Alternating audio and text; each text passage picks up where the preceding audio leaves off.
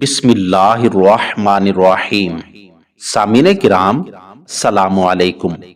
ایک بادشاہ کے دربار میں ایک اجنبی شخص نوکری کی غرض سے حاضر ہوا۔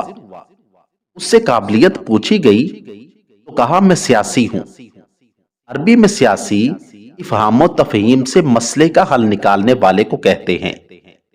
بادشاہ کے پاس ایسے سیاستدانوں کی بھرمار تھی، لیکن اس کا احساس کرتے ہوئے اسے خاص گھوڑوں کے استبل کا انچارج بنا دیا۔ چند دن بعد بادشاہ نے اس سے اپنے سب سے مہنگے گھوڑے کے متعلق دریافت کیا تو کہنے لگا کہ یہ نسلی نہیں ہے۔ بادشاہ کو بڑا تعجب ہوا۔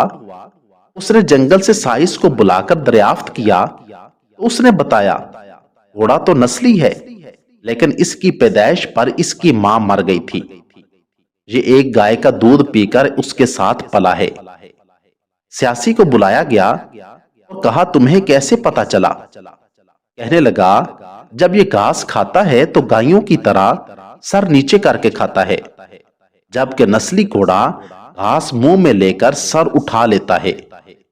بادشاہ اس کے فہم و فراست سے بہت زیادہ متاثر ہوا۔ سیاسی کے گھر اناج، گھی، بھنے ہوئے دمبے اور پرندوں کا اعلیٰ گوشت بطور انعام بھجوایا اور اس کے ساتھ ساتھ اسے ملکہ کے محل میں تعینات کر دیا۔ چند دنوں بعد بادشاہ نے اس سے بیگم کے بارے رائے مانگی۔ وہ کہنے لگا طور و اطوار تو ملکہ جیسے ہیں، لیکن یہ شہزادی نہیں ہے۔ بادشاہ کے پیروں تلے سے زمین نکل گئی۔ ساس کو بلا بھیجا، معاملہ اس کے گوش گزار کیا۔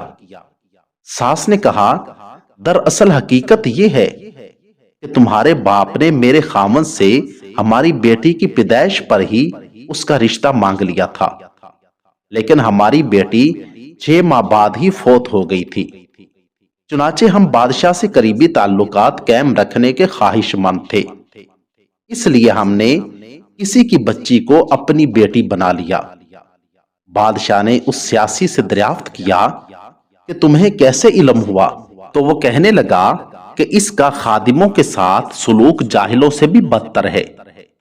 بادشاہ اس کے فہم و فراست سے مزید خاصا متاثر ہوا اور دوبارہ پھر بہت سا اناج، بھیڑ بکریاں بطور انعام بھیج دیں اور ساتھ ہی اسے اپنے دربار میں متعین کر دیا۔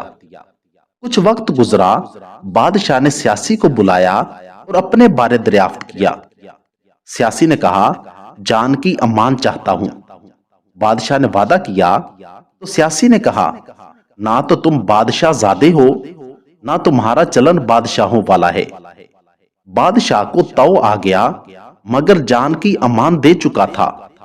سیدھا والدہ کے محل میں پہنچا اور اپنے بارے دریافت کیا۔ والدہ نے کہا یہ سچ ہے کہ تم بادشاہ زادے نہیں ہو، بلکہ ایک چرواہے کے بیٹے ہو۔ ہماری اولاد نہیں تھی تو ہم نے تمہیں ایک چرواہے سے لے کر پالا تھا۔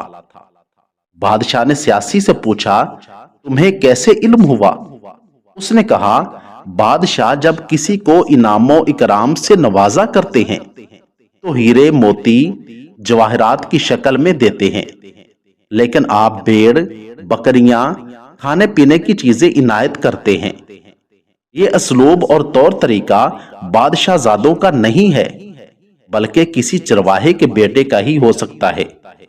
عادتیں نسلوں کا پتہ دیتی ہیں، عادات، اخلاق اور طرز عمل خون اور نسل دونوں کی پہچان کرا دیتے ہیں۔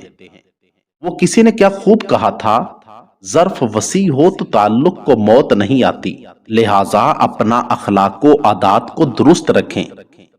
اگر آپ کو میری یہ ویڈیو اچھی لگی ہو تو ویڈیو کو لائک، چینل کو سبسکرائب اور ساتھ دیے گئے بیل آئیکن کے بٹن کو ضرور دبا دیں۔ شکریہ، والسلام۔